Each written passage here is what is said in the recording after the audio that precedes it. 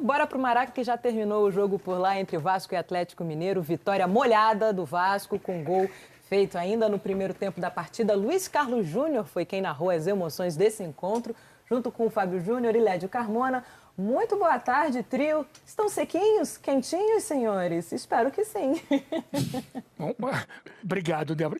Sequinhos, sim, estamos na cabine. Quentinhos também, porque eu vou entregar o LED ao longo do primeiro... A gente não abriu a transmissão de casaco, mas ao longo do primeiro tempo, com ar-condicionado, com a temperatura externa, o LED se levantou, pegou o casaco, não só botou o casaco, como botou o capuz do casaco. Assim. Então eu trabalhei ao lado de um mestre Jedi no primeiro tempo. Vestimos o casaco livre e espontânea vontade, né? Exatamente. Aí, já que Lédio estava com frio, o Fábio e eu acompanhamos o relator Jedi.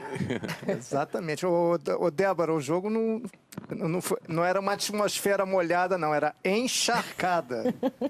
Há muito tempo eu não vi um gramado tão molhado, uma chuva terrível aqui no Maracanã. Os refletores foram acesos. Porque ficou tudo escuro, e parece que na Zona Sul também, toda a cidade do Rio de Janeiro, refletores acesos. 11 alguma coisa da manhã, os refletores estavam acesos. Uma chuva, e o jogo no final virou praticamente um waterpolo entre guerreiros, né? Isso. Bola para lá, bola para cá, bola parava na poça, a torcida ensandecida do Vasco, a do Galo também do outro lado, evidentemente em menor número, porque era visitante, mas foi uma atmosfera de gladiadores, praticamente, aqui no Maracanã, no final da partida. Traduzindo o que o Jedi Carmona falou, a bola parando na água, né, Fábio Júnior, o tempo inteiro. E a dificuldade foi muito grande, né? Principalmente depois do... Mais na reta final, né? Mais na reta final. Os 20 minutos finais. Você vê que a bola parava, aí já tinha muita precisão no passe também, aí o jogo ficou muito mais complicado, mas durante toda a partida, no contexto geral, eu gostei do jogo. Acho que foi um jogo bacana, um jogo interessante, os dois times intensos também, buscando o gol a todo momento. Acho que foi um jogo legal que nós acompanhamos aqui no Maracanã. Os dois times precisavam muito da vitória. O Atlético só tem o Campeonato Brasileiro, o Vasco está nessa briga para fugir do rebaixamento. O Vasco conseguiu 3 pontos fundamentais. Os dois queriam e precisavam da vitória. Então o jogo, se não foi brilhante tecnicamente, teve muita emoção, muita entrega. Muita entrega.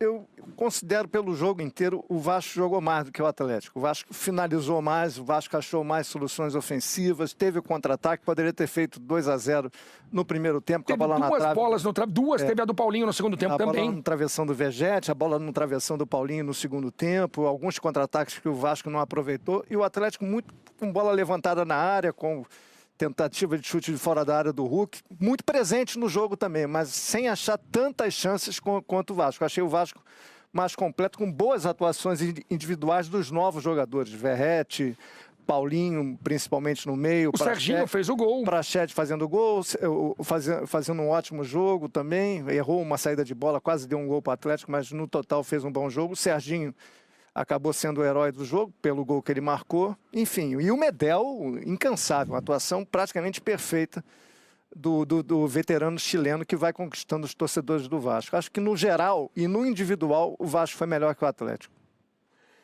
Fábio Júnior, e a análise do time do Filipão, que não dirigiu o time hoje. Carlos Pracidelli foi o treinador. O que você viu do Galo no jogo de hoje? Eu acho que as melhores oportunidades surgiram realmente do pé do Paulinho, do pé do Hulk, né, em algumas chances, mas eu vi um Atlético realmente com dificuldade nesse setor de criação, principalmente.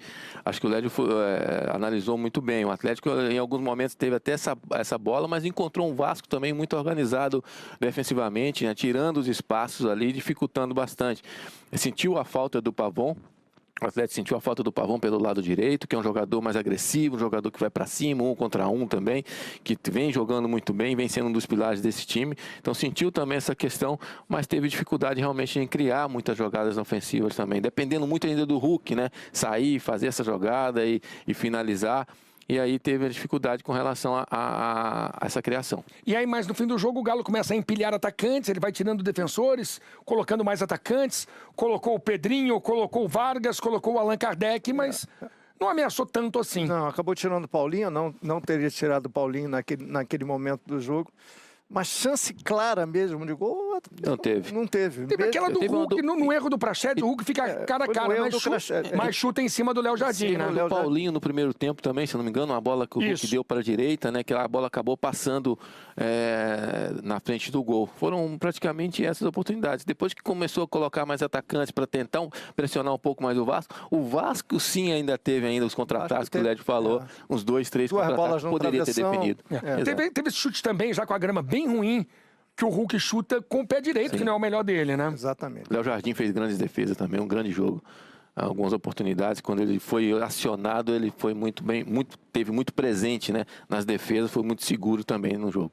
Em relação ao Atlético, Lédio, o que o Atlético pode esperar da sequência do campeonato? Estamos na primeira rodada do segundo turno. O Atlético tem que se concentrar no campeonato, Luiz. O que o Atlético tem no campeonato agora? Buscar uma vaga Na Libertadores. na Libertadores.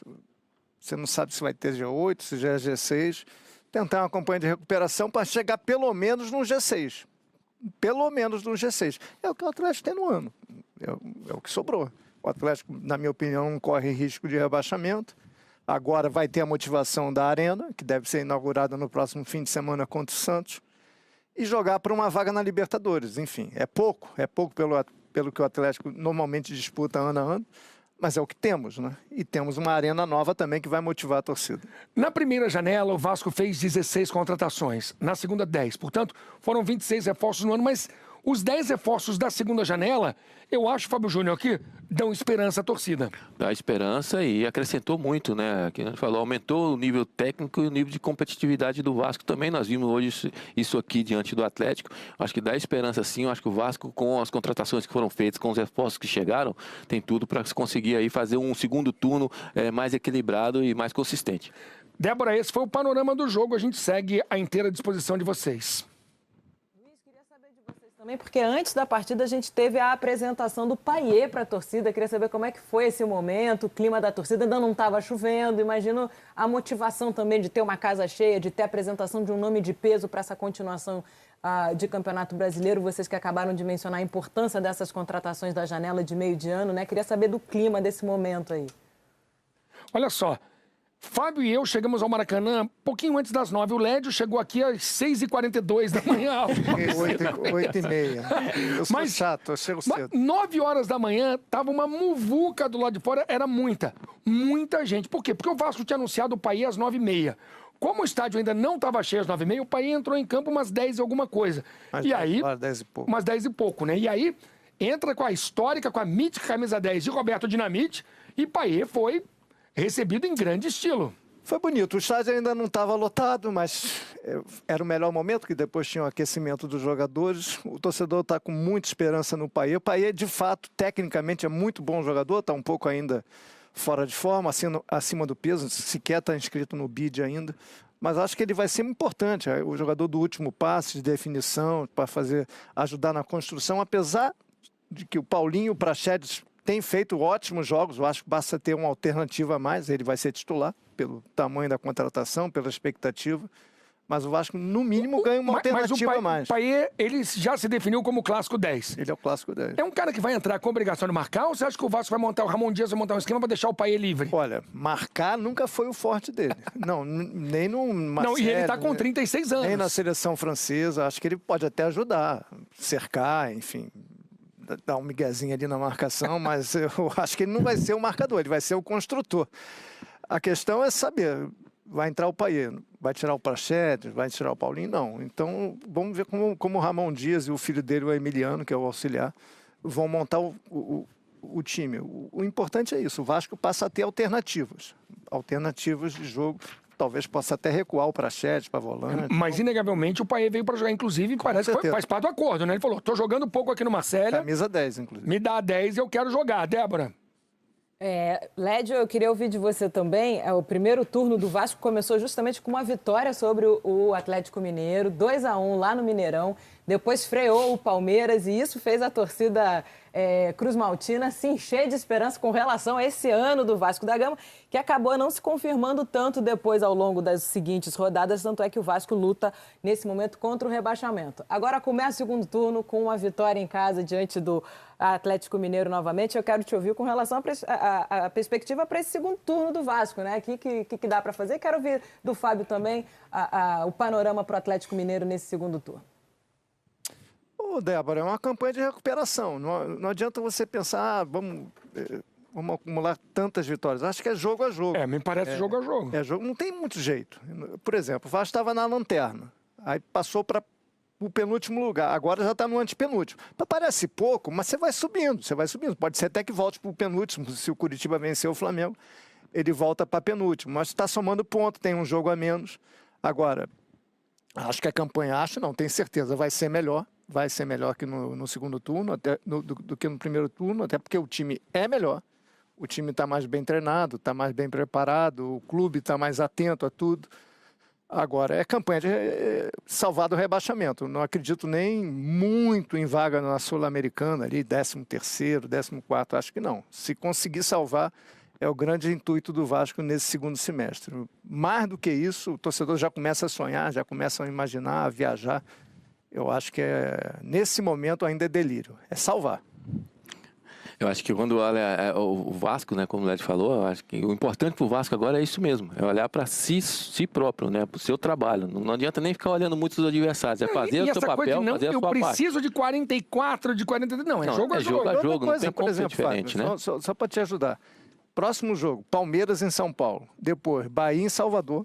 A vida não é fácil não, duas encrencas. Tem como fazer projeções, né? Você tem que realmente ir jogo a jogo, né? No caso do Atlético também, a perspectiva da competição é justamente essa, chegar, brigar por uma vaga na Libertadores. Eu acho que o Atlético tem condições para isso, até pelo elenco que tem, pela condição, mas é nítido que tem que melhorar ainda, né, o desempenho, principalmente coletivamente dentro do campo. Vinha de uma sequência interessante, vinha de 3 jogos praticamente sem derrota, né? Sem tomar gols também. Hoje tomou o gol nos 4 minutos, depois se recuperou durante o jogo, teve algumas oportunidades, mas precisa melhorar realmente para almejar realmente brigar aí por uma vaga na Libertadores. Eu acho que esse é o intuito e essa é a vontade é o pensamento do clube hoje.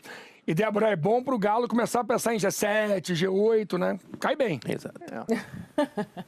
Tá certo, então, meninos, muito obrigada. Obrigada mesmo, bom descanso para vocês, bom almoço, que já está na hora. Estão liberados, viu? Bom retorno para casa.